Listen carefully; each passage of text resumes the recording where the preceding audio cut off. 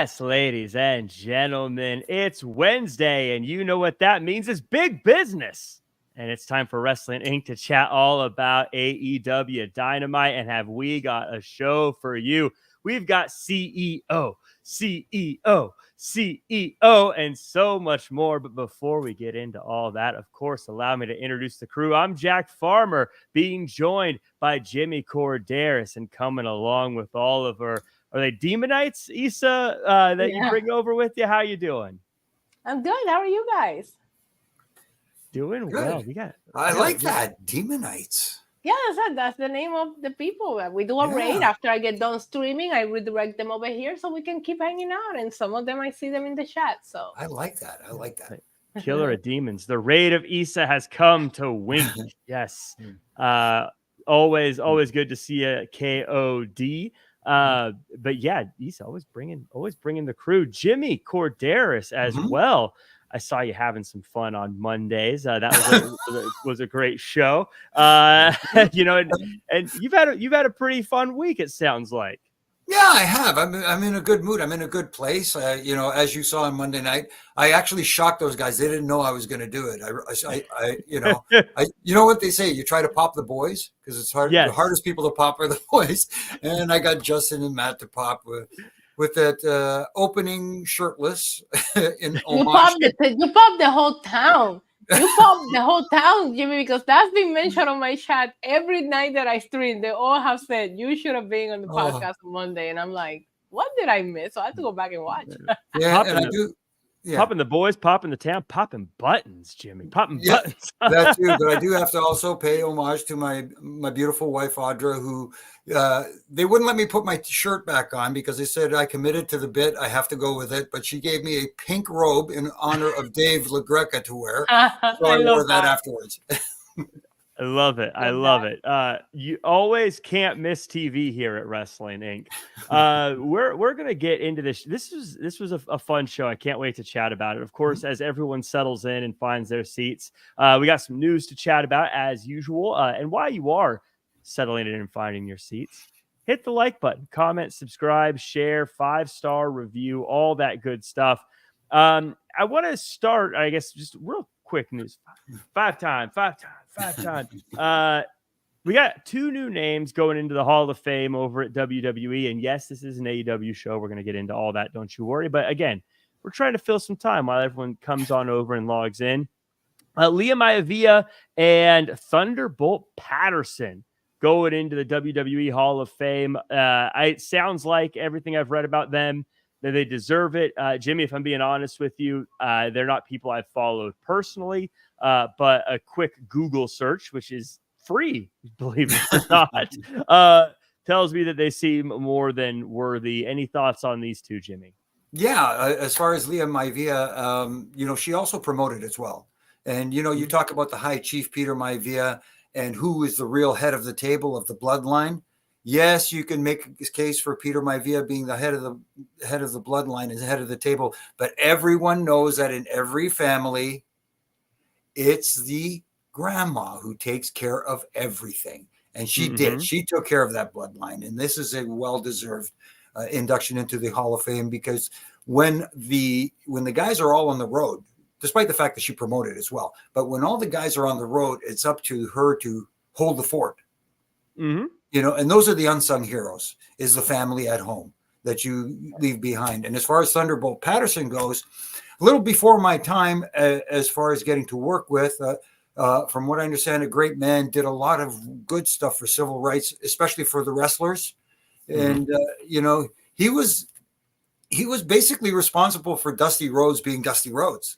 Dusty Rhodes took a lot from Thunderbolt Patterson and became the man he was. So, a lot of credit has to go to him for even if it's just that, but there's a lot more. There is a whole lot more. So great calls. I like the direction they're going with the Hall of Fame as they're inducting everybody. It's not just Hall of Fame specific, WWE specific for the Hall of Fame.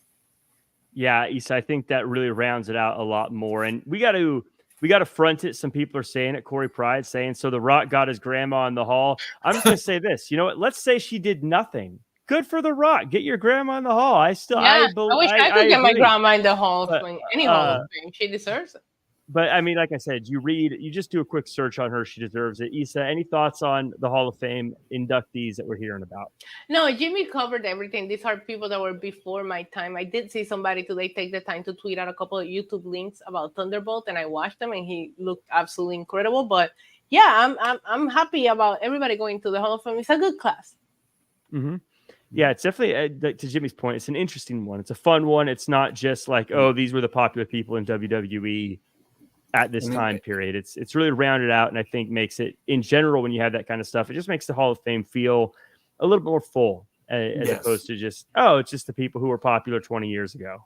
Exactly. And you look at this year's list, the one that surprises me and doesn't surprise me the most is Paul Heyman, because he's still active. So you assume that someone's going to go in the Hall of Fame when they're no longer active.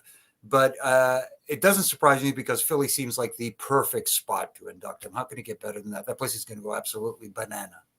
Yeah, absolutely. And Majestic Marie says, it's my grandma's 83rd birthday. She's a Rock fan, so put her in the Hall of Fame too. You know what? I back that as well. Let's put her in the Hall of Fame. Okay, too. She's in the Wrestling Inc. Hall of Fame for sure. Yes, yeah, absolutely. So we're going to get into this show, and it was a good one, I thought. But I want to give a shout out again. Like, comment, share, subscribe. If you're here, whether you're Killer of Demons, Lego Brick Collector, Blue Chew, Wayne, Beer Money, Dylan Matthews, Carrie Johnson, Tommy, Ricky Zaldivar, Majestic Marie, Loud Miami Fan, Mike Rouse in the house, Low Vision Technology. We got Ray J's World, Marquise Neal, Solo, Yeet Koa, Maria, David Coffee, Huffman Elite Training, Dada, and everyone else. Appreciate you all being here live and chatting along. And also, of course, as always, if you're just lurking, always good to see you too. Thanks for being here.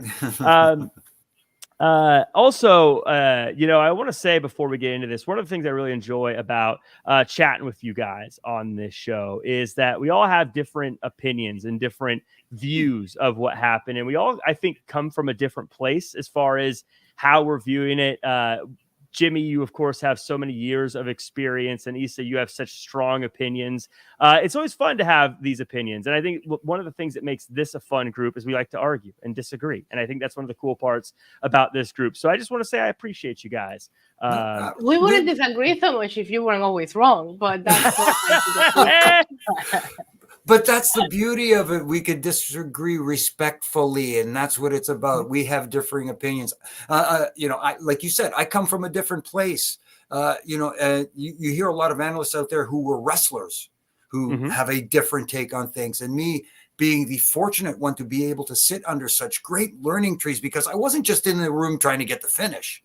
I was listening to these guys. I was paying attention to what they were talking about and trying to teach the others. And they were also teaching me at the same time. So I'm trying to, forward that experience that I got. And people may disagree with what I spew sometimes, but that's okay. Mm-hmm. Absolutely. I always say the fun thing about talking and arguing wrestling is it means so much to a lot of us. And it's such a fun thing to be a part of. At the end of the day, too, it doesn't really matter. So you can just have, if someone disagrees with you, that's fine. That's cool. That's fine. If I like a wrestler and someone else doesn't, it's okay. That's half the fun. We all like the same things. It will be so boring to talk to each other, and like we'll be like, that was great. Yep. Okay, next segment. That was great. Thanks. Yep. Yeah. Okay, thanks. Next. Moving on.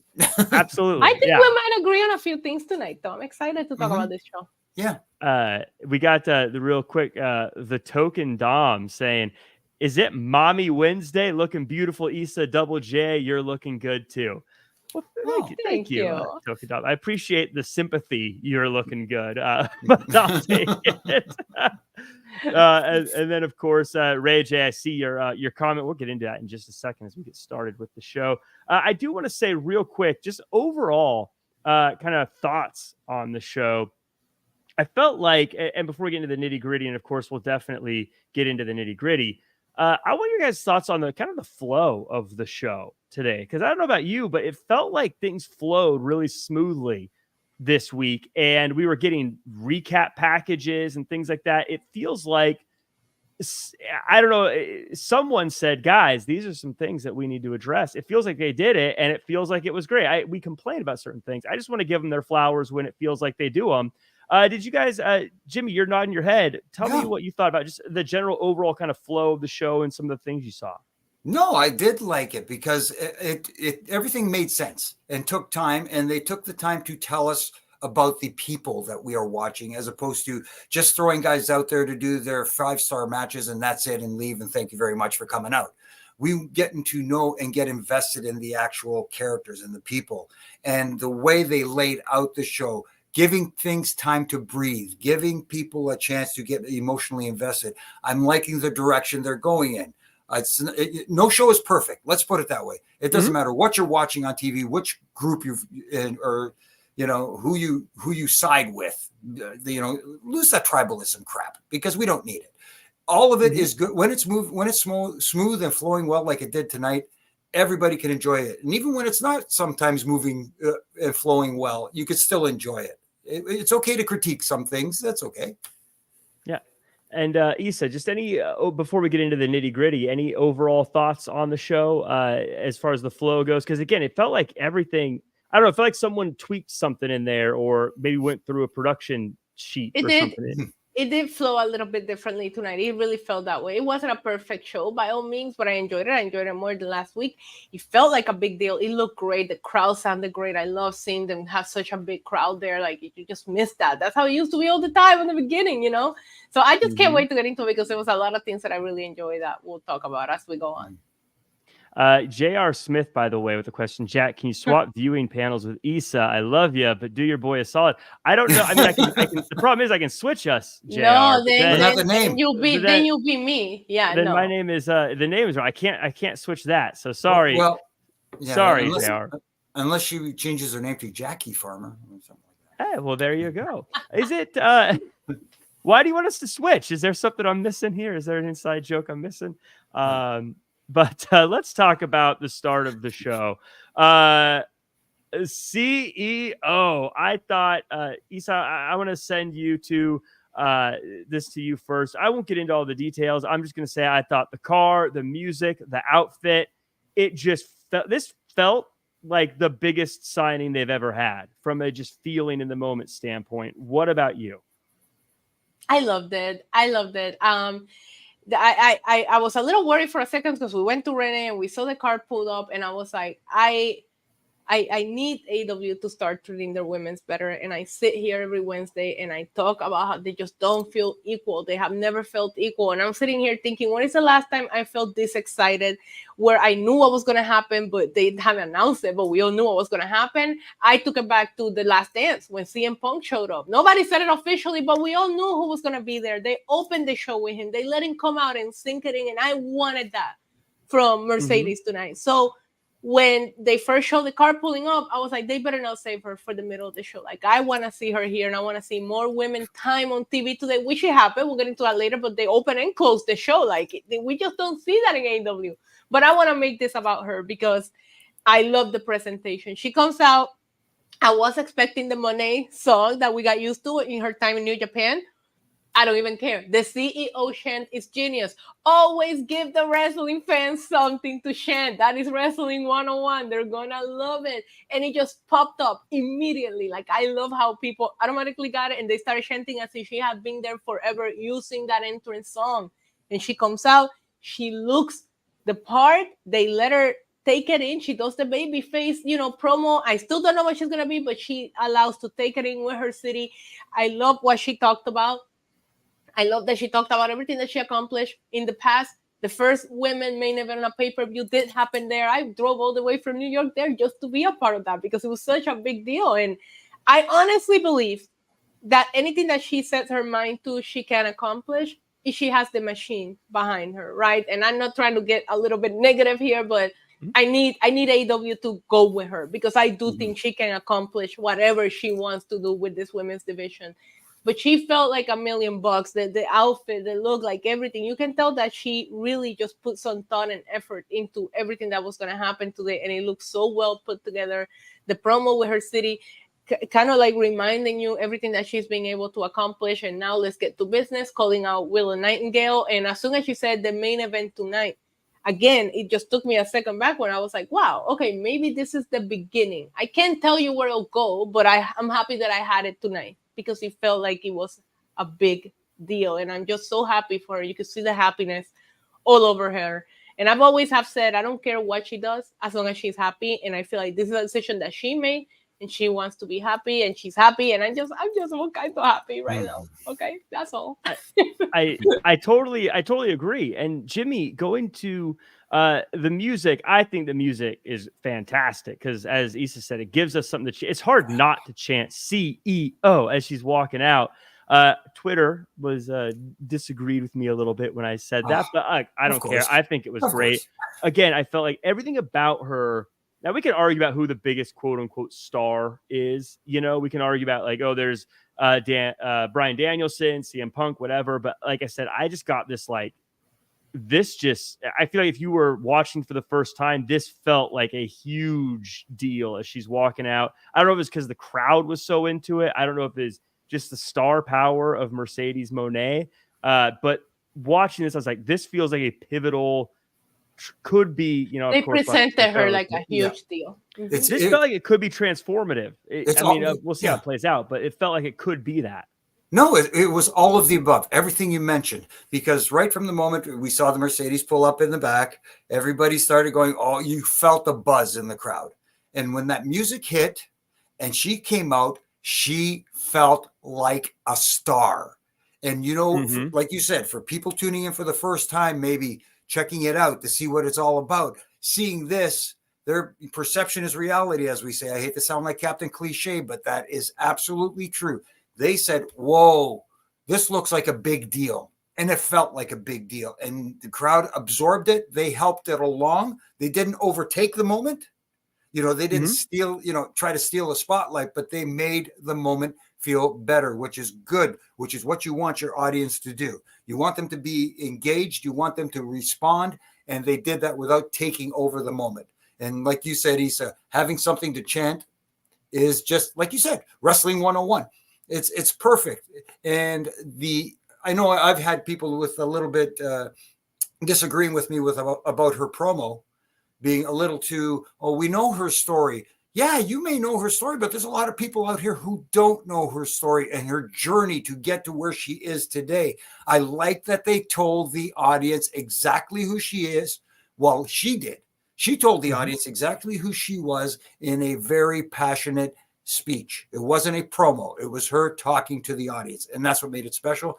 But again, overall, the presentation knocked it out of the park. And one last thing before I end it here, a lot of people will say, well, why didn't they make the audience wait? Why didn't they make the audience wait? Keep them in. No, as you both know, the two most important parts of the aspects of a show is how you start and how you end. And they hit a home run on the beginning. Yeah, and AEW always has their highest audience. I know ratings don't matter, or they matter. It depends on who you're talking to, right? But they always had their higher audience on that first quarter because of the Big Bang Theory leftovers, right? And I was looking out for that because I was like, if they don't put her in that segment where they have the most people watching, maybe there is not a lot of they don't have that kind of faith that we think they're going to have in her. So I was very glad to see her on that segment where they know all eyes are on the program, because that does shows you that they are invested in this right now. Yeah, and I think I agree with you guys both. One, people are viewing. Two, it sets a stage for the rest of the show. Because if you are someone who's like, I'm tuning in to see her, this sets the tone for the show, and you go, okay, maybe I'll stick around. Kyle Baylor with a super chat. Shout out, Kyle. Thank you so much. Says, shout out to you guys for creating a fun place for us fans to chat and discuss wrestling. Not sure if this is my biases being a huge Mercedes fan, but it felt like she has brought a new energy to Dynamite tonight. CEO. I'll tell you this. I like Mercedes. I'm a fan of hers. I'm not a, born again Mercedes fan. I'm not over the top Mercedes fan. She does have some very, very diehard fans. But it felt to me, I was like, this is absolutely a huge moment. This is a big moment. It felt all those things. Jimmy, I want your thoughts on Kyle's comment. And also Ray J's World said, I'm depressed because it will be a decade before we get Sasha Banks to return to WWE. I want your thoughts on that. I feel like if I could just preempt it, I guess, like this is an opportunity to WWE's fine. They're great. They're going to be great. And if you like Sasha Banks in WWE, that I get it, but at the same time, this is a chance for something new to build, and maybe another opportunity for so many other things we haven't seen before.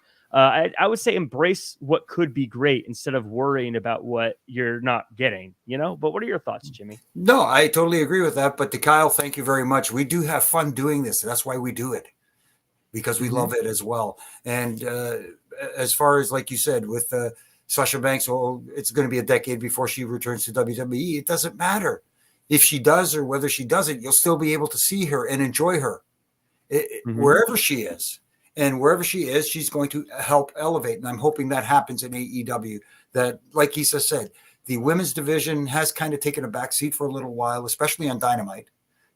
So now we're starting to see, and as we'll get to it later, the women maybe starting to be getting a little more attention from the office. Yeah. Let's put it that way. We'll talk about that here, and let's as we continue forward in the show. The question of the day for everyone in the comments or here in the live chat, let us know just Mercedes debut. Thumbs up or thumbs down? Did you like it? Did you not like it? If you have to give it a pass or fail, I think the panel here gives it thumbs up across the board, but let us know what you think. It's just one more thing to raise comment. Like, I understand where you're coming from with that, but I don't think she was very happy there. So ultimately, for them to give you the best of them, you will want them to be where they want to be at. If you want to see the best version of them, where they can be creatively, whatever it is that she's looking for. When I saw her debut in New Japan, I just felt like it was such a big deal, because that's always that she always wanted to do. So I feel like you're gonna get the better of them where they're happier, right? And it just doesn't sound like she was at her happiest in WWE. Maybe we'll see her back. Nothing is impossible in wrestling. I truly believe that. But right now, I think she seems to be very happy where she's at, and I think you'll get the better version of her with that. The first, after this great opening, and it seems like everyone's giving a thumbs up here, except for Beer Money saying thumbs middle. I think this is one of the first great moves of the night is following this Mercedes debut with Samoa Joe versus Wardlow. We get the recap video explaining what's going on in this story. We get a promo for both guys, and then we get a hot match between two big guys. Wardlow fakes the knee injury, gouges the eyes, not enough to get through. Joe gets the win. Post-match, Swerve chases Joe off with a chain as Joe leaves. Jimmy here, we got the recap video. So anyone who is new from Mercedes knows what's going on. It's a big title match, so there's stakes. You get to see the guy who you remember from WWE against a new guy. Maybe you've never seen before, but definitely looks the part. I thought this was the absolute perfect thing to put right after that big Mercedes moment. Yeah, because normally I would think it's the World Championship match. It should be on last. That should be your main event. But it could still be your main event without going on last. And that's what they did. They put on a main event caliber match. Joe, I just love this incarnation of Joe right now. He is hitting it out of the park. And I keep using that term, hitting it out of the park. But when you keep hitting home runs, keep swinging, man. Just keep swinging. He's doing it right. I just feel, with all due respect to Wardlow, he put it on a hell of a match there. They did a good job of telling a story in that match, which kept the fans engaged because they were involved through the whole thing. And it was interesting that they were booing Wardlow and cheering Joe. I found that very interesting. But again, back to the match. Good, solid match. I just felt bad that Wardlow, yes, he did tap out. I was hoping for better things from him after his first time when I think they missed the boat with him, and was hoping that maybe that ship would come by again, but maybe that ship has sailed for this time at least anyways. Hopefully in the future he can get that momentum back. But man, Joe is the world champion right now, and having Swerve, still in the picture makes perfect sense. Yeah, Issa, I thought I agree. I was bummed that Wardlow got the loss here, but at the same time, I felt like I don't think anyone believed he was ready right now anyways, as far as how he's been presented. But again, going back to that recap video, it made it when Swerve came out, I was like, oh, people who are new understand who this guy is. And I thought it was also a great way to be like my theme for the night was, I feel like this was AEW saying, this is all the toys and things we have that you can't get anywhere else. And Swerve is one of those guys. I don't think there is a Swerve. You can't find us. I would say you can't find a Swerve. He's just got a personality that's different. Joe, kind of the same way.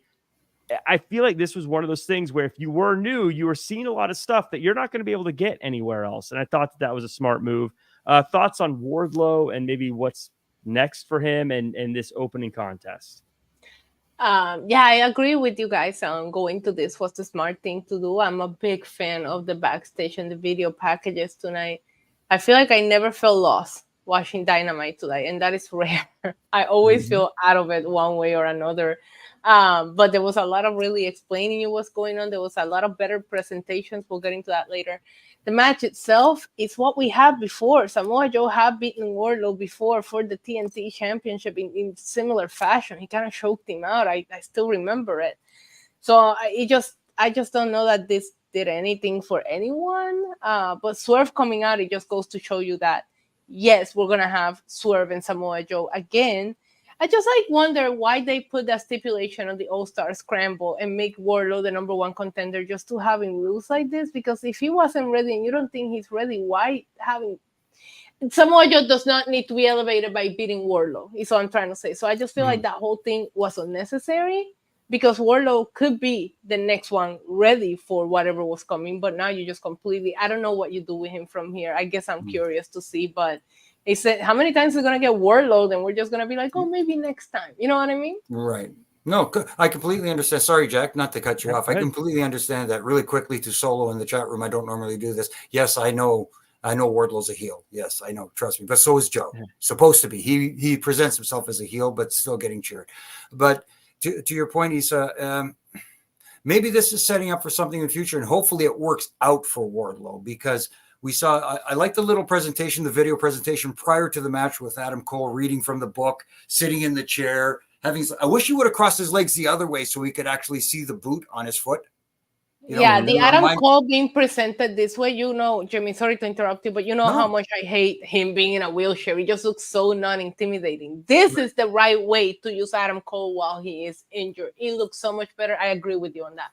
Yeah, and the way he sounded, it was a little more cerebral. Yeah. It was kind of like that, I warned you guys kind of look. And maybe down the road, we finally get Wardlow to, has had enough of the kingdom, turns on him, takes them all out, and then then you can get him ready for his eventual world title run, if that's in the cards for him. I think I actually agree with you, Jimmy. I think that is the overall goal. I don't really mind Wardlow losing here because I want Wardlow to do well, and I agree. I think he can be that guy, but I also think you need the visual after the Mercedes Monet match. I feel like it's a bummer. It's kind of like a Chad Gable not getting to face Gunther at WrestleMania. It sucks, but I think that this is kind of just this is the spot. This is how it goes down, where you get the visual that looks great. And I think that eventually Wardlow will end up going against the Kingdom, whether he's kicked out, as Angie has predicted here in the chat, or if he kicks them out of Wardlow's world. Either way, I think he'll end up doing something like that. It's a bummery loss, but I also feel like it is what it is. I thought you were going to complain, Jimmy, about the eye gouge and how the ref got distracted for a second. Well, no, and then he let the ref see him gouging, and he just kept gouging anyways. No, that was going to be a thing. They did it the right way because he didn't distract the referee. The referee stepped in and got down because he has to get down to pull Joe off. Joe's a big guy, and the referee shouldn't be able to pull him off easily. He should be able to have to work for it. And as he bent down to try and get him off, that's when Wardlow took advantage of the situation. What good heels do. They manipulate the referee's positioning to cheat, not go stand over there and get distracted for 5 minutes while I do all this crap behind your back. They did it the right way in this case. And then when he did turn around and see it, he did what he's supposed to do. Hey, and gave him what for it. Yeah. Oh, see, guys, Jimmy's not biased. There we go. We move over. Don't burst that bubble now. We move to 6-man tag action. So we get a backstage segment where the EVPs and Okada humiliate Alex Marvez. Then we get the match, and it's an exciting mess that ends in a low blow and a rainmaker with Okada getting the win. Issa, this was, I think, historically, if I had seen this, I would have said this felt like a match that was random, didn't matter. And I'm sure if everyone in the chat feels that way, I get it. What I did like about this, though, is, again, this felt like a show that was very much look at what we have for you. And so I think if you have the chance to show Okada, Penta, Pac, Kingston, and the Young Bucks, that's a combination of things. If you're a new viewer, you're going, who are these guys? And I liked it in this case. Am I being too forgiving, though? No, you're not. I think you're right. I think if AEW thinks, hey, we might get new views, new audience, or people might stay in after the Mercedes segment, what can we show them? It went in the right direction. And for them to be showing a show where Mercedes debut, you have Okada, you have Pac, you have Penta, you have Ospreay later on. You know what I mean? Like, it felt like AEW was just showing, hey, listen. Again, there was like some new energy. Something felt different about tonight. The match, it was there. Yeah. As far as the match itself go, it was kind of there. I'm very happy to see Pac back. And we'll see what Okada can do. I'm still kind of like questioning this pairing with the Elite. I did like the video package before where they kind of interviewed them and talked to them and they did the heel thing. But yeah, the match was there, but I can see them trying to just show the talent, showcase the talent that they have available in the show right now. Yeah, Jimmy, I like I said, I don't know if this was a match on its own. If this was on a random Rampage, I probably would have been like, you probably don't need to go out of your way. But again, based on the situation, I felt like it was a smart move. Okada, clearly a bad guy. I didn't think he was going to be as good at it as he is. I thought people were just going to love him because he's Okada.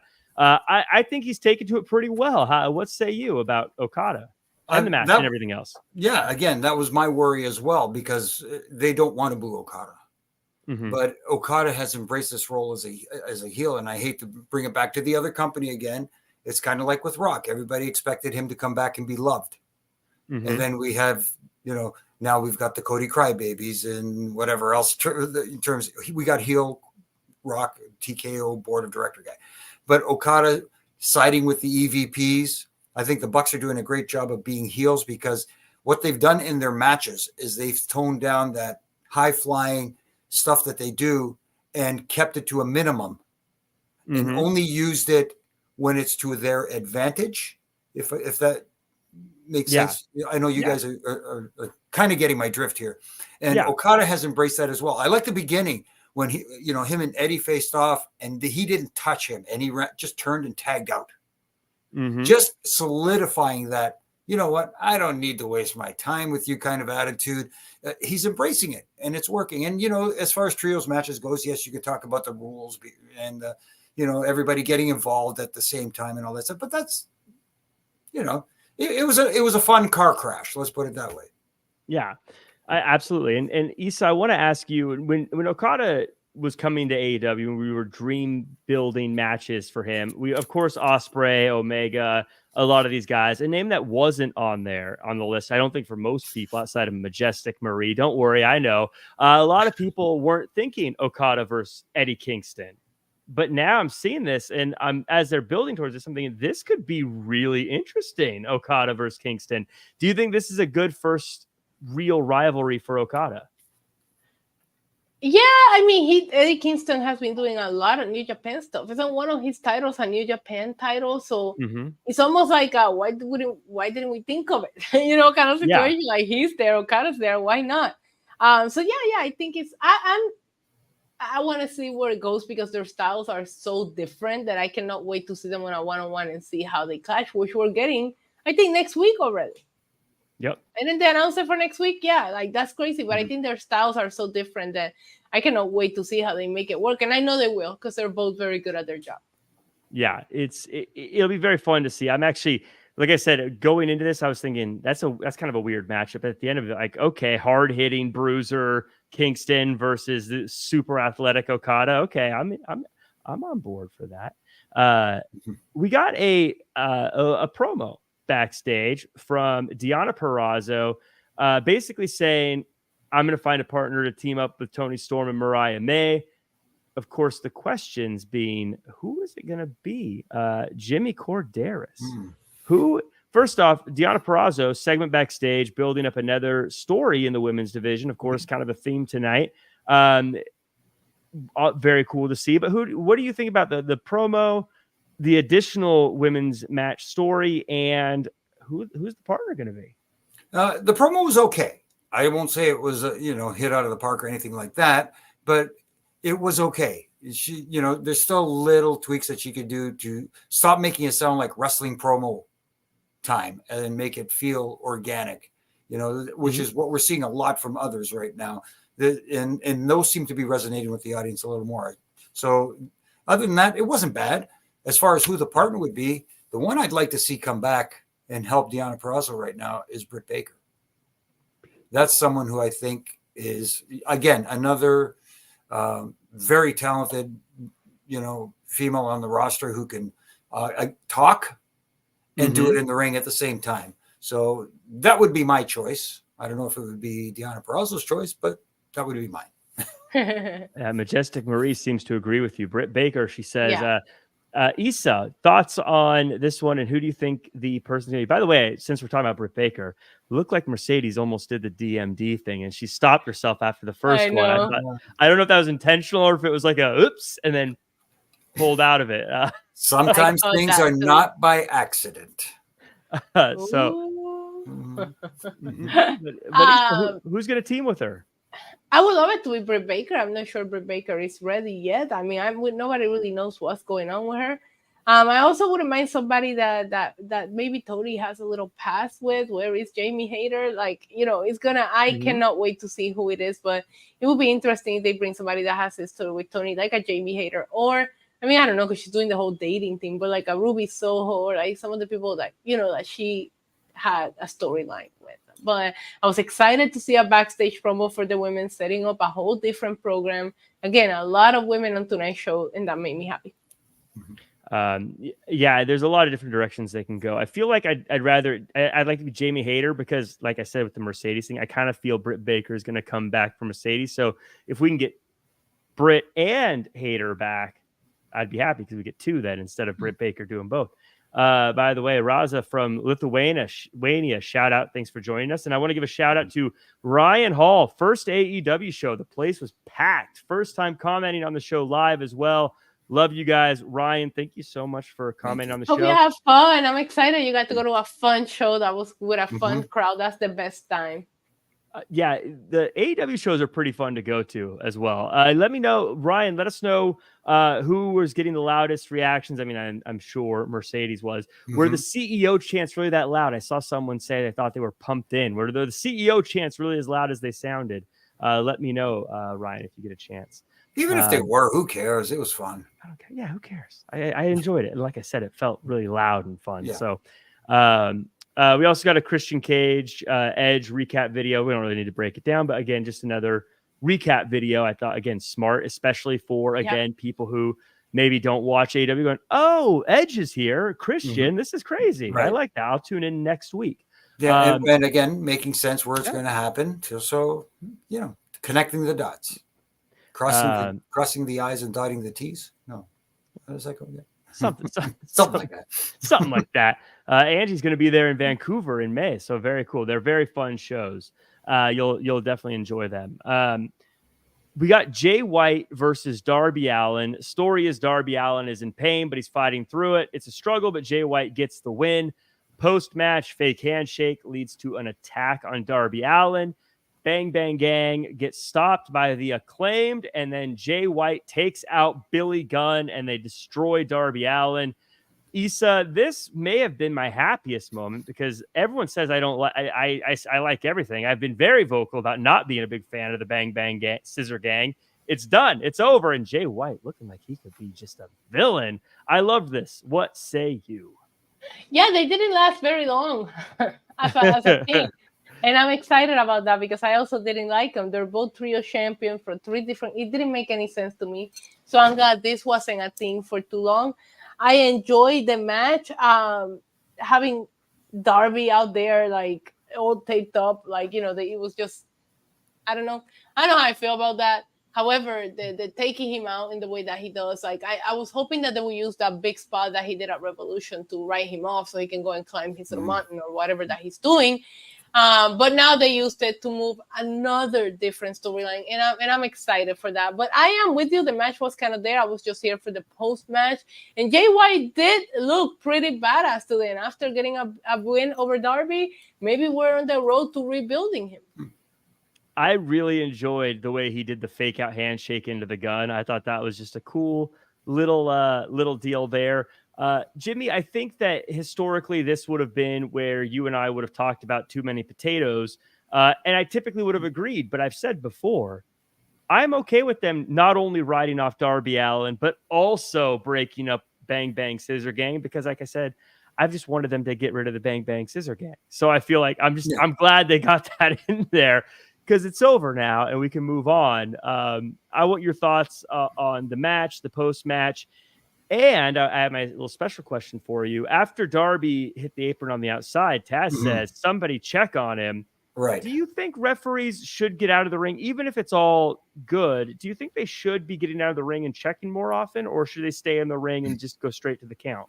I think they should keep it to a minimum. If the bump looks as bad as the one we saw tonight, like as devastating, then yes, then that makes the bump look even that much more devastating. And also you're checking on the safety of the talent, because that the stuff they do now, the risk level has been elevated. You can pop your knee or an ankle or just jumping off the apron to the floor, let alone taking a bump like that to the floor, which was devastating. And in this instance, I wouldn't have minded if that would have been the finish.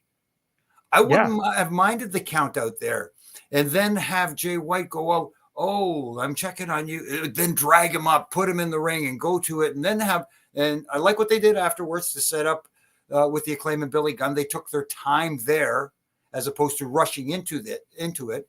And then you do the deed to Darby Allin. And the other thing I would have wished was that Darby didn't tell everybody he was taking some time off to go climb Mount Everest. I know it would have been out there anyways, but it's television. You don't have to publicize it. And that would have made more sense for his time away from television, at least anyways. But other than that, again, something I felt I liked Jay White's presentation. He looked, I used the word cerebral earlier, but he looked menacing. He looked evil. And there's a side I like seeing from him, and having his cohorts do the dirty work and him taking advantage. That's the way it's supposed to be done if you're a heel. I absolutely believe that Jay White could be a world-class villain. I think he's good on a microphone. He seems good. He's good in the ring. Like, he's believable. And I don't know. I think he's absolutely great. Issa, any final thoughts on this? I'm going to add I want to add something. I'm going to throw this to you. Jack says he likes everything. Here's something I hate. I'm going to tell you, this is something I absolutely hate. I hate it. I can't stand it. Okay.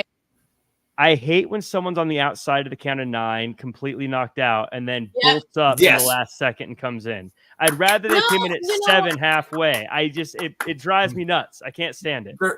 You have to show a little bit of struggle getting back into the ring as opposed to going from zero to hero to jump back in. I don't like you look completely out and then just go, oh, all of a sudden I've got the energy to jump back in. That's why in this case I'm saying the count out would have worked better, I think. Listen, as someone who hits the snooze button until the very last minute, I can tell you that it is possible to get up that fast and get ready whenever you need to, because I do it every morning and I make it to places I need to go to on time. So okay. Fair. Well, you're better than me, because I hear that snooze button. It's like another 15. Well, you win this round. Okay, I can't even argue. You're right, because I hit the snooze button a million times also. Then you're right. When you realize you're late, when you know it's the last one and you can't afford to hit snooze anymore, you're up real quick. So come on, it's not possible. It's very realistic. Fair enough. See, that's why I like the different viewpoints. And absolutely, I was enlightened.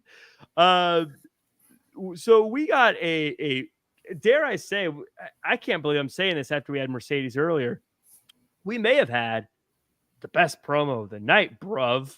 It's official. Will Ospreay comes out and he just cuts a gnarly promo. Talk about restore the feeling, bruv. I am the feeling. Oh, that line stuck with me. Oh, Issa, it stuck with me. We talk about transformative moments.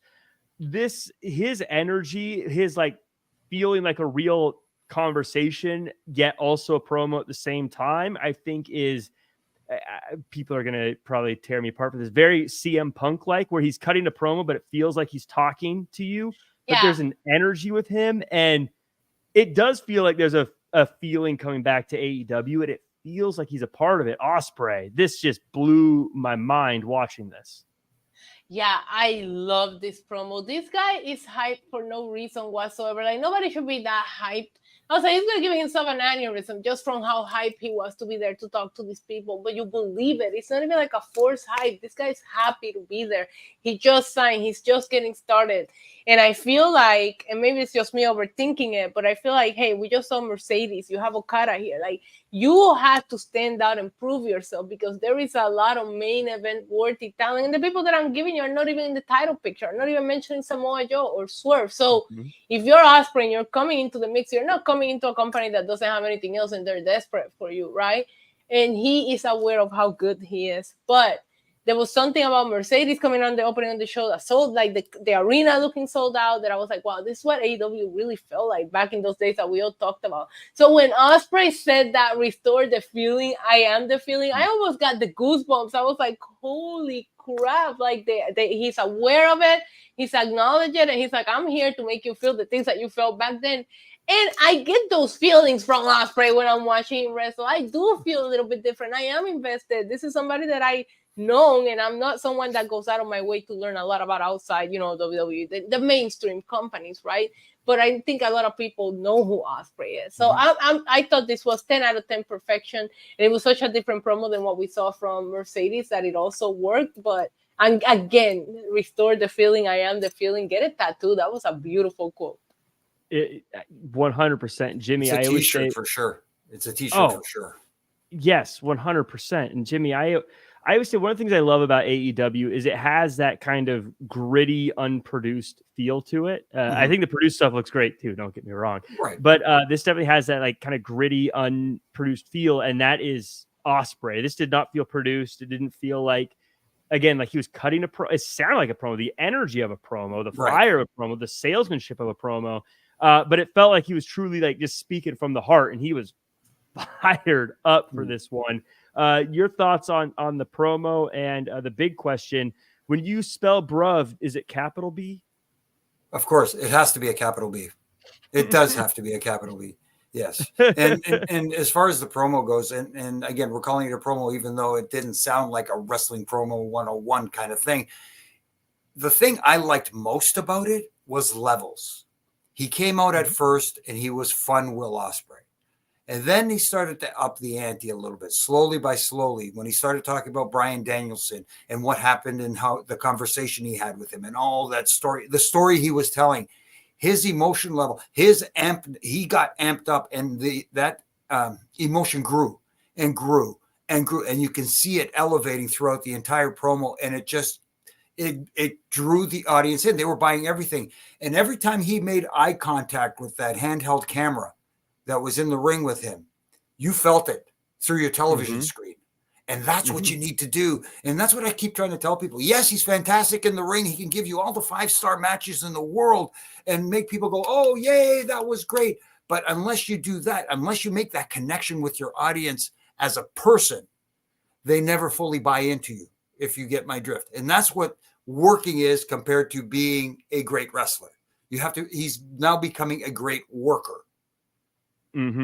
And as he says, you said in the chat here, I think you're right. All caps for bruv. Gotta go all caps for bruv. Bruv, yes. Bruv. Majestic Marie, by the way, said, I'm not a flippy wrestler type, but after seeing his promo live on Collision with Danielson, and then this has me invested in him. It's very easy to say this person's fighting to be the best in the world, but certain people I feel like have the right to fight for that. And I think like Bryan Danielson's one of them. And I think Will Ospreay is one of them, which I feel like is sort of simple as that phrase is. It works. The KISS method. Sorry, it's like the KISS method. Keep it simple, stupid. You don't have to go overboard all the time. And if I can make one little thing, he doesn't have to do all that great stuff that he does throughout the entire match. pick your spots, Mhm. because that one he did at the pay-per-view in the corner that with Takeshita were, oh my goodness, I just, it makes me scared for them. But that's what I was gonna say. I am not the flippy wrestler kind either. For Majestic Maurice comment, I feel like he's flippity or aerials. Like half of it feels like it should be impossible to do. Like you're watching him and you're like, how are you doing this? And the other half feels very strong style. Like I don't know if it's his time in Japan, but it just feels hard hitting.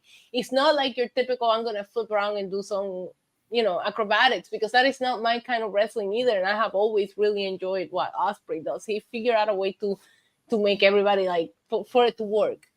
But ultimately, it feels so hard hitting. Like Jimmy said, everything that he does, it feels like he really hits, and you are worried for the guy, like 90% of the match. Ray J's World says Eric Bischoff even likes Will Ospreay, even with his frustrations with Tony's booking.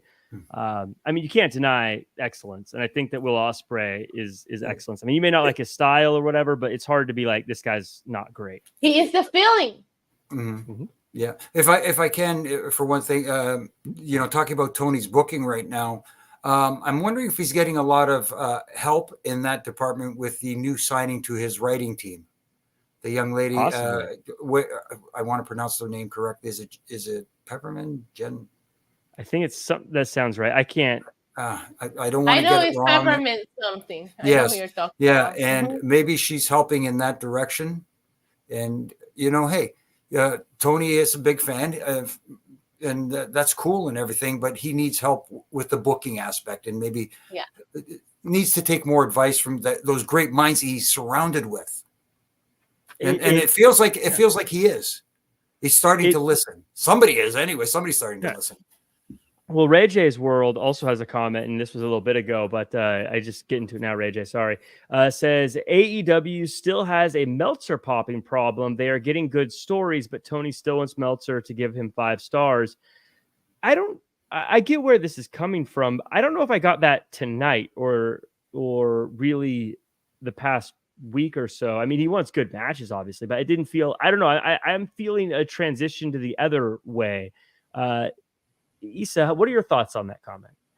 I think we gotta move on from 5-star matches and understand that the competition is telling stories, and they're really putting the time and effort into building people. And AEW needs to start doing that. And if they give you a 5-star match at the end of the day, great. But overall, they need to step it up. Mm-hmm. And then Majestic Marie with a comment I want to read out. By the way, Jack, your plea to Tony Khan to put Eddie Kingston on the Collision taping last week worked. I got to see him for the first time in 2 years. Thank you.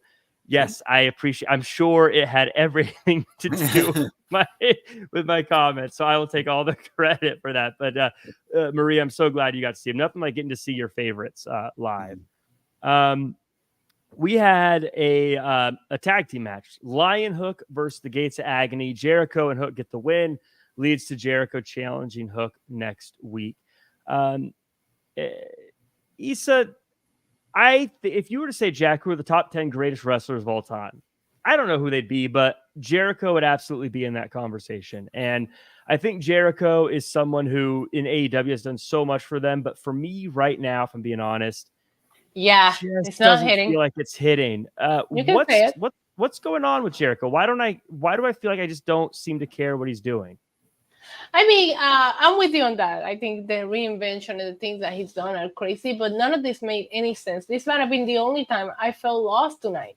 There's no video package. I didn't know why Hook and Jericho are a thing now, and now Jericho wants to wrestle him, which we'll get to that. That's what happened afterwards.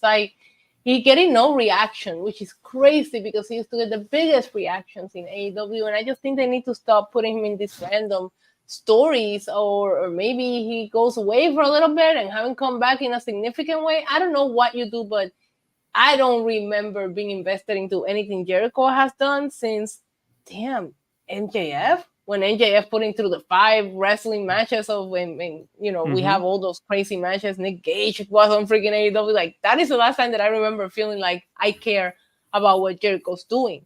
After that, I can't remember a significant storyline for him, if I'm being honest. I don't know what's going on.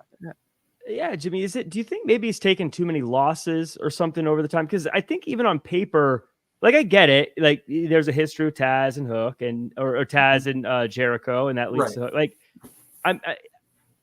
and again, I like Jericho. Like I said, I think he's one of the all-time greats. So this isn't me like, hating, as people say. If I'm being honest, I don't feel it when I see Jericho right now. Do you like, what's your take on Jericho and Hook in this current situation?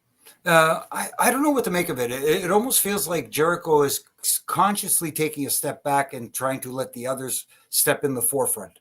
Because he's a guy, he's an all-timer. Yeah. Let's put it that way. He's a first ballot Hall of Famer. You could put all those tags on him for sure. But I think maybe he feels like it's his time to try and elevate other talent, which it feels like he's been trying to do for the last little while now. And maybe Hook is the next guy he wants to do it for. And Hook seems to have a connection with the audience. I wish, not everybody talks like a CM Punk or a Drew McIntyre or, or even a Will Ospreay like we saw tonight. Not everybody can do that. Or like Samoa Joe, man. I'm literally watching my TV afraid when I hear Samoa Joe. Yeah. And when I don't get the same feeling from Hook. And even though he comes off as a tough young man who could overcome, despite with all due respect, the size limitations that he has, because he isn't the biggest guy in the world. But at the same time, you have to be able to talk people into getting invested into you. And that's what I want to see more from him. And maybe Jericho is a guy who can help lead him in that direction. If I was someone who was working for AEW, Jimmy, and we were both in the creative picture, and Jericho was like, look, I'm at a point in my life where I want to make the younger guys look better. And I said, look, Jericho, I want to care about what you're doing more. And that means you're going to have to beat these guys. You're going to have to go over, brother. You're going to have to start. Maybe it'll look like you're holding guys down. I don't know, but you need to be a threat again. Would you back me up, or would you say, Jericho, no, you're right. It's time for you to just make everyone look better? Because I feel like I don't remember his last big win. I guess maybe might be what one of the issues are. I just don't feel like he's a threat when he's out there anymore. No, I get that feeling, but at the same time, a guy like Jericho doesn't need it because, in my opinion, I don't think he needs it. And I would back Jericho in his journey to help elevate the other talent, because it's not about me. When you're in a company, it's not about me. It's about us getting this company over and getting us to the next level. And that's where they've been struggling a little bit. AEW is growing their audience. And hopefully this little change of direction that they're taking, they're not taking a right or a left turn. They're just taking a curve in the road. Take it slow, take your time, keep going in that direction. And hopefully you can get to greater heights as far as drawing in an audience and building your brand bigger. And I think Jericho is the type of guy that could help them do that in an unselfish way, is what I think he's trying to do. Issa, I want to go to you for Kyle O'Reilly. He's facing Brian Keith on Collision. Lets us know how his health was. Post-match, Roderick Strong says, Kyle! And then says he'll let him do it on his own. Where are your thoughts on Kyle O'Reilly? I still just don't understand if he's real or a hologram. He doesn't look like himself, but I did appreciate the promo because it made you invested. I'm not too familiar with Brian Keith, but just hearing Kyle said, I don't even know if I still got it. I just want to see if I can go.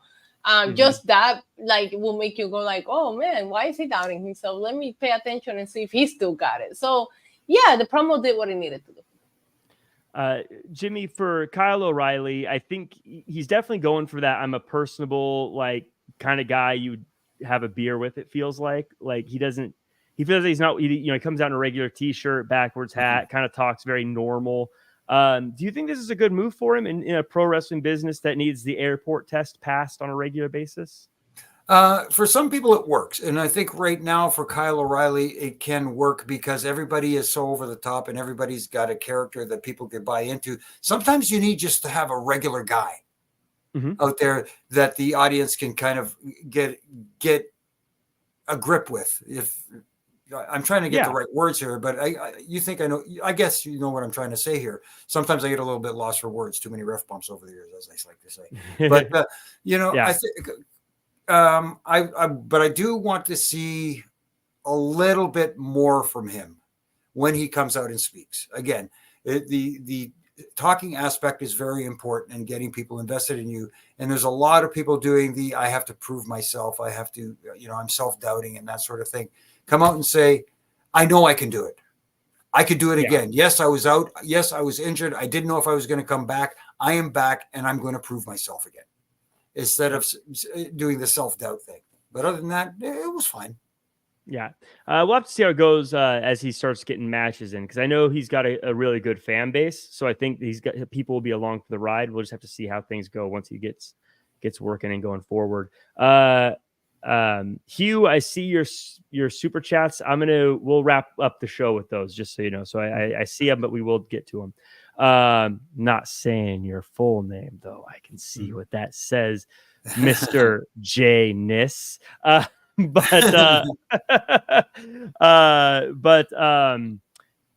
we get to the main event, Riho versus Willow Nightingale. They remind us that Willow beat Mercedes in the past. And then Mercedes gives Riho a hello before the fight. Good matchup. Willow gets a strong win with the Dr. Bomb. Post-match, lights go out and Julia Hart makes her appearance before Sky Blue attacks Willow from behind. Mercedes Moné comes to make the saves, and we get the end of the show with CEO chants. Issa, I kind of feel like I know where AEW is going with this, but I don't know. No, is that a good thing or is that a bad thing? Should they kind of lay this out for us, or is it good that we're? No, I like the not knowing. I like the not knowing because here I thought, well, we're gonna go with Willow, obviously, because that's who took her out, and then you have Julia Hart, the TBS Championship, Sky Blue. I like not knowing where it's going. Just give me, because it looks like there's gonna be a couple of weeks build up. What they're announcing for Mercedes next week is just that we'll hear from her. We saw her backstage, kind of talking to Riho. I like her. I like to not know what they're gonna do with her. I can never buy Riho. I'm sorry. I don't know what it is, and I was talking about it during my even live stream where. It's a presentation thing for me, because like even Mercedes is not a big person, but her presence and the way she presents herself, you don't ever think, oh, she's gonna get her ass kicked. Every time you see her, you saw her stand next to Bianca Belair, who's huge next to her, and you just didn't think, oh yeah, Bianca's got this. And I just feel like every time I see Riho, I cannot buy it, and I am that critical of Hook here on the weekly basis, so I'm just giving it like presentation wise on TV. I just cannot. I can't. It looked weird to see her like suplex Willow. Like, I don't know. But overall, the aftermath, I really did like it. And I like that I don't know where it's going. I like seeing Julia Hart being involved. A lot of people were like, oh, let's count the days that Toni Storm has left. And I think that Toni Storm is working right now. So she's working, put Mercedes in something else because everybody else is. I think Julia Hart is working too. So I love seeing where they're going to go with all of this, because I do think you can start with Mercedes being in a non-title feud and still keep your champions hot. So we'll see where it goes. But overall, this was fun. It's the first time that we've seen so many women's segments and women open and close the show. Like, I was just so happy to see all of that. The women have main evented in the past. We had that incredible match with Thunder Rosa and Britt Baker. But tonight, it just felt like, is it the start of a new direction? I don't know. I feel like I'm in this toxic relationship with AEW and their women's division, right? Where I'm like, I'm going to give you another chance, but my walls are still up. You take them back, but you still like, no. You gotta, kind of like take the walls down. No pun intended. That's where I'm at with this. Like, I really want this it felt like it tonight. The beginning of something new. Maybe we're going to start doing something differently here. Are they going to keep up with it? Stay tuned, but as of right now, I was very happy with what we saw tonight. Jimmy, how did you feel about the end of this show? It felt like they got a lot of time. I think at the end of the show, again, a lot of stuff happened, but I think when you got Mercedes Moné night one and you have her interacting in some way with Riho, Willow, Julia Hart, Sky Blue, it's great for the entire division. But was it too much?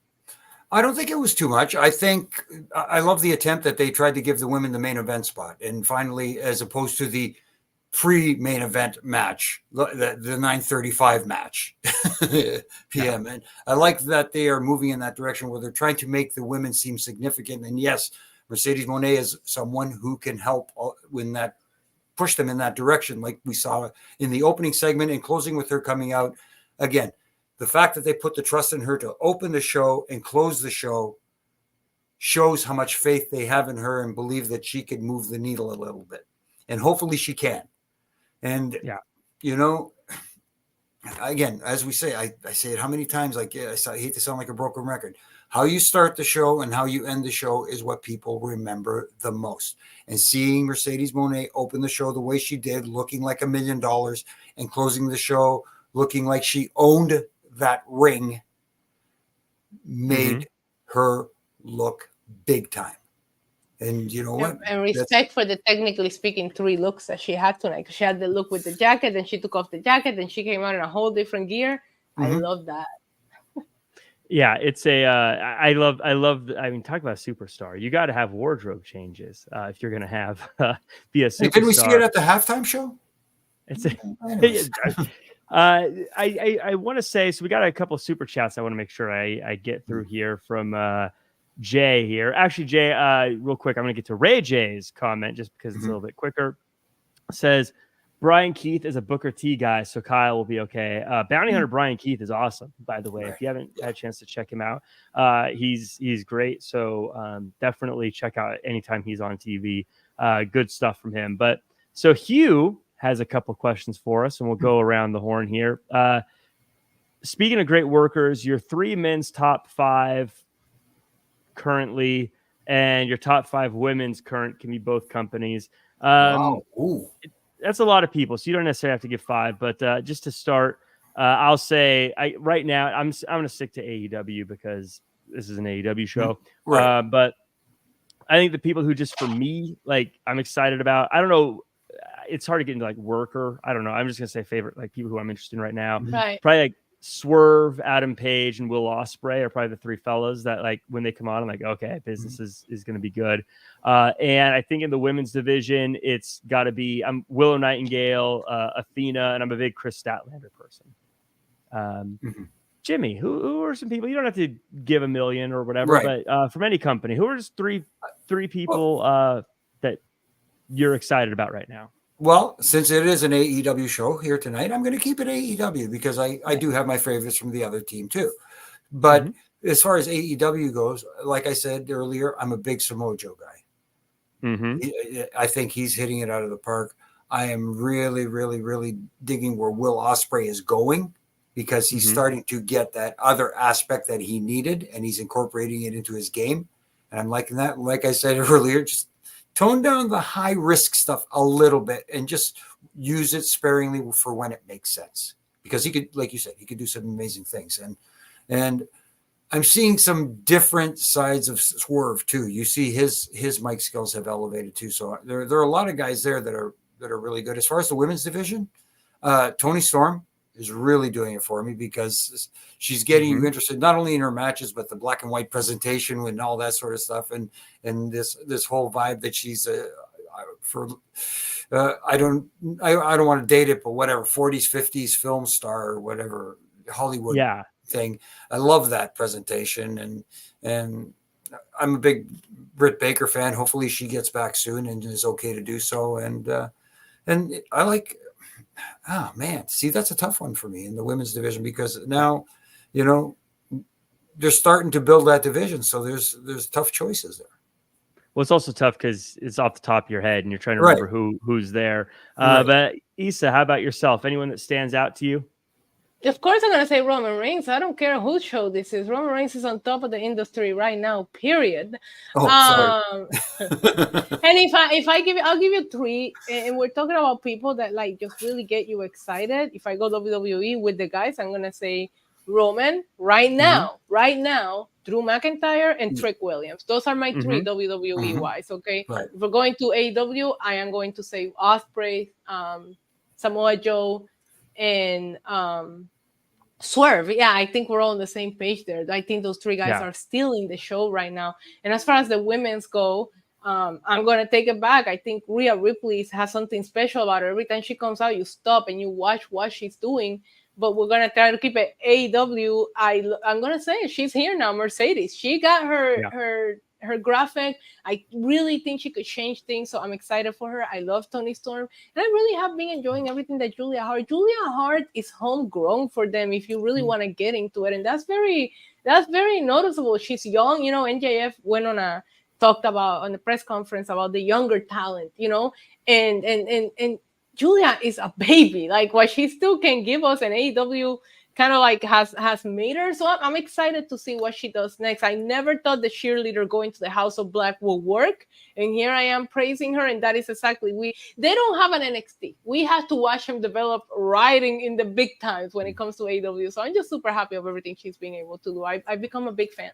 If I could just interject just for a second here and talk about the other team for a minute, because Isa brought up Roman Reigns, and I know a lot of people are out there, but what has Roman Reigns done lately and all that sort of stuff?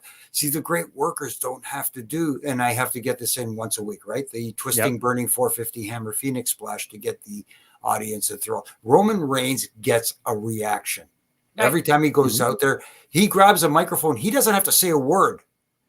And the people are already he's on a whole different level in the industry right now. Like it's crazy to even compare him, and I feel like the argument that people have is he's a part-timer. That's the best that you can throw out there. Then he's really good at his job because so he's preserving his body because he's in his late 30s. That's what everybody should do at that age. Like there's nothing wrong with that. Brock Lesnar has spoken about he went part-time because otherwise he would have not been able to go on and giving us the matches that he gave us for as long as he did if he didn't start preserving his body. Like this is a tough business to do every day. I wish everybody will have the option to slow it down a little bit after a certain time so we can get a longer period of time of them in the business. Yeah, and that's the hard balance, Isa, is because, you know, the schedule is not as grueling as it was back in the day when guys were, you know, 300 plus days a year, you know, doing physical harm to their bodies. But at the same time, you need those in-ring reps as opposed to just lifting weights and working out in the gym to get your body accustomed to taking those bumps on a daily basis. So you need those couple of days a week. So that's the fine balance. Where do you find that fine balance is the difficult thing. Yeah, I was trying to like mix it up when it came to the WWE names that I gave you because I feel excited about each of those names that I gave you in a whole different way with Roman. With Drew McIntyre, you just don't know what he's going to do next right now, and I'm just enjoying it so much. And Trick Williams, looking at the perspective of the future, this guy is just like, his reaction to the NXT are crazy, and I just cannot wait to see what he does. So I was trying to think of like different perspective or how you can look at it completely differently. But I think Roman is up here and everybody else should get to that level, right? But man, Drew McIntyre right now, I'm loving it. I never thought he's so good. You know what? It is a good time to be a wrestling fan. A wrestling fan. Don't put three letters in front of it.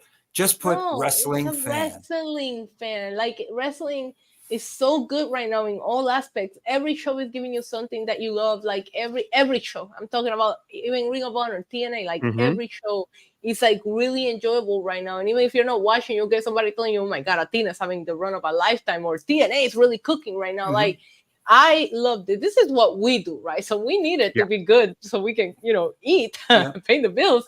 But as for the fans right now, man, just enjoy the ride because we did go through a lot of years of really crappy stuff. And that's the roller coaster ride that this business is. Something, you know, you have those eras, and then all of a sudden you have times where you just go, "Oh, please." And that makes you long for the past, and then all of a sudden, oh, today's wrestling is awesome. You know, it does ebbs and flows. Yeah, I mean, you can get Drew on Monday, you can get Trick on Tuesday, you can get Ospreay on Wednesday, you can get Josh Alexander on Thursday, you can get Roman on Friday, you can get Malachi Black on Saturday. Like it's crazy. Like it's again, got a stacked roster. Right. And no disrespect to TNA right now, but I would love to see someone like a Josh Alexander on one of the big two and get a bigger platform to display how good this guy really is. Yeah. He's so talented. And my favorite thing right now, while we're romanticizing wrestling, is what we talked about. There is also a lot of really good women talent out there. I feel like Rhea Ripley gets the best reactions, and this isn't just a force, it's organic. Rhea Ripley comes out there, everybody stops, everybody screams, everybody stares. She has that presence. We saw it tonight with Mercedes.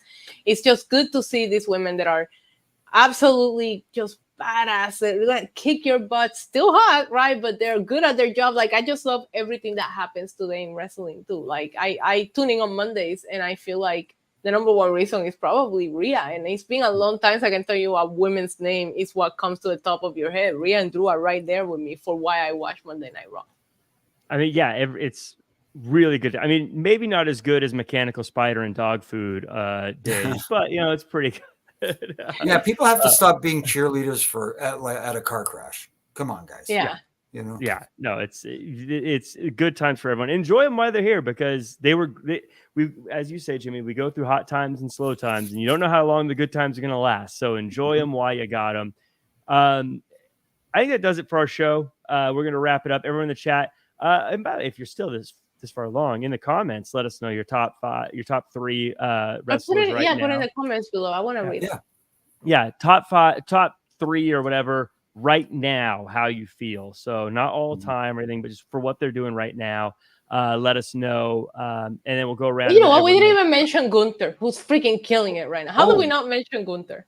Okay, see, anyway. Didn't Shame on all of us. Gunther, It's that Bianca, good. It's that Seth, good. Cody, we didn't mention. No, I know. I mean, Joe. Well, I guess he said, excuse me, he said top 3 current workers. He didn't say crybaby, so that's why Cody wasn't.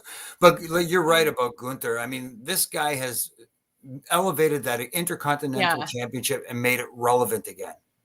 But when you said that, like, you said that right, Gunther, he just said Bianca in the chat, and that's what made me think. It's like, we just mentioned so many good names, and look at the names that we didn't even have the time because we just thought about it at the top of our head. Right. Yeah, like, it is insane how much talent there is right now. Speaking of Sami Zayn, another one name who's, I think, you know, really, really, really strong right now. I like where he's going. So good. Yeah. So as we go around the horn, Jimmy, where can we find you online, and overall thoughts on the show?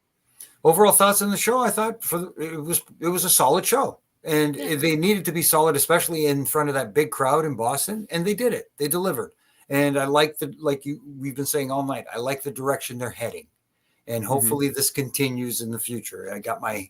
I'm saying my prayers and got my fingers crossed. Let's go, guys. Keep knocking him out. And as far as where you can find me here with you guys on Wednesday nights and Triple J on Monday nights, talking Raw, and the Roughing It Up podcast with my good brother in stripes, Brian Hebner, and RJ, who holds the glue together.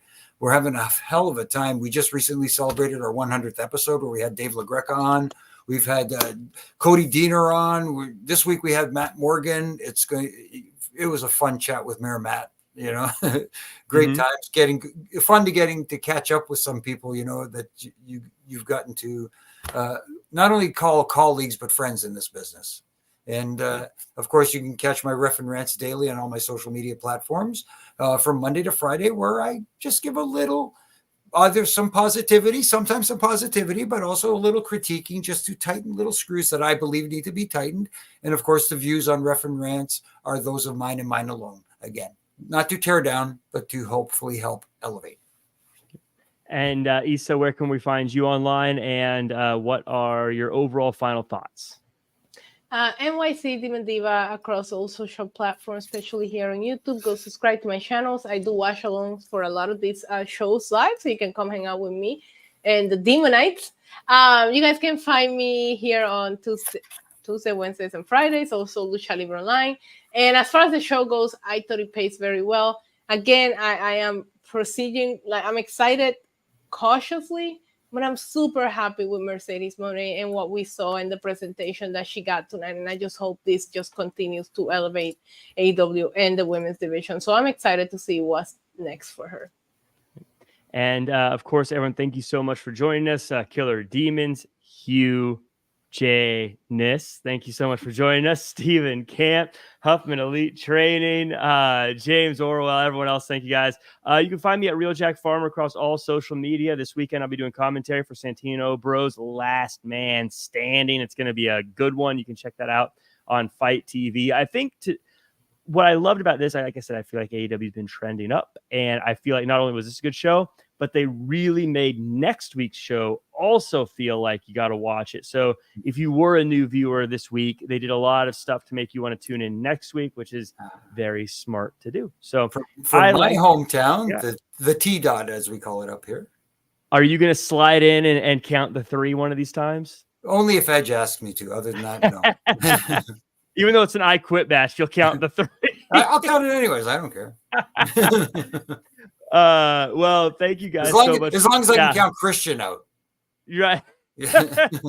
You could be the one that he says I quit to. There you go. Well, that you could become his father. No, don't do that. It's a dangerous business being a dad around Christian Cage. I don't want to lose Jimmy. Well, we'll see you guys next time. See you the next show here at Wrestling Inc., which you should follow, by the way, is on Friday. And after the SmackDown show, that's going to be a good one. We'll see you there.